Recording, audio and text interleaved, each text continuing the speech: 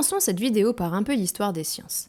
En 1800, Alessandro Volta inventa la toute première pile électrique. En réalité, elle ressemblait plutôt à ça. Elle était très grande et aurait à peine permis de faire briller une petite lampe de TP si elles avaient déjà existé à ce moment-là. À cette époque, il y avait de nombreuses théories pour expliquer la propagation de l'électricité. Les scientifiques voyaient ça comme l'écoulement d'un fluide.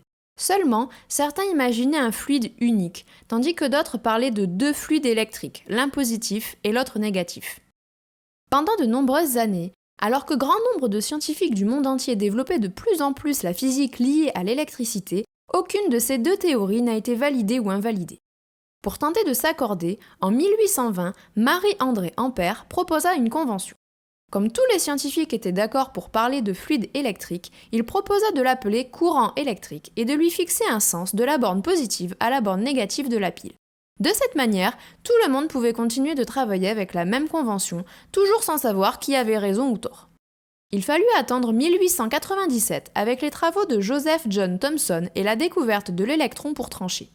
En effet, on découvre que dans les circuits électriques, ce sont les électrons chargés négativement qui ont un mouvement d'ensemble. Ils circulent de la borne négative de la pile vers la borne positive de la pile. Et c'est ce mouvement d'ensemble qui entraîne l'établissement d'un courant électrique. En revanche, les charges positives portées par les noyaux des atomes sont fixes.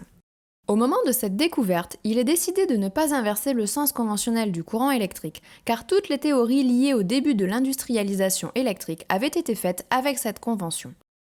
Autre chose de surprenante à savoir, c'est qu'en réalité, ce mouvement d'ensemble des électrons est très lent, de l'ordre de quelques dixièmes de millimètre par seconde, mais c'est ce mouvement d'ensemble des électrons qui permet de faire briller la lampe.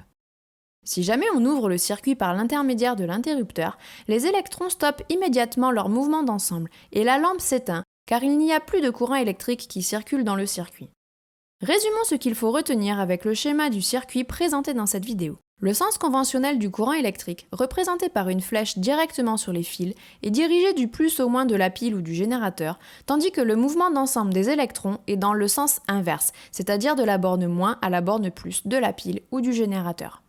Vous l'aurez compris, la physique c'est donc aussi un peu de l'histoire. La vidéo touche à sa fin, à bientôt!